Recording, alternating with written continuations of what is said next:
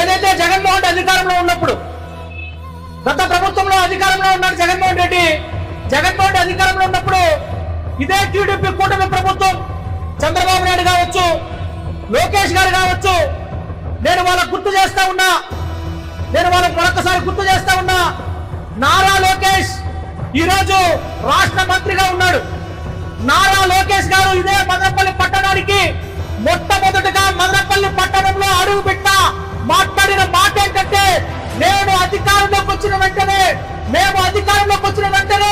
మదనపల్లిని జిల్లా చేస్తాం, మదనపల్లి మెడికల్ కళాశాలను పూర్తి చేస్తాం, మదనపల్లిలో టమాటో ప్రాసెసింగ్ యూనిట్ పూర్తి చేస్తాం, అందరినీ నీళ్లు చేస్తాం, బీటీ కళాశాలని ఇల్లు ఎత్తి చేస్తామని చెప్పిన నారా లోకేష్ ఈ రోజు మంత్రిగా నువ్వు ఏం చేస్తా ఉన్నావు?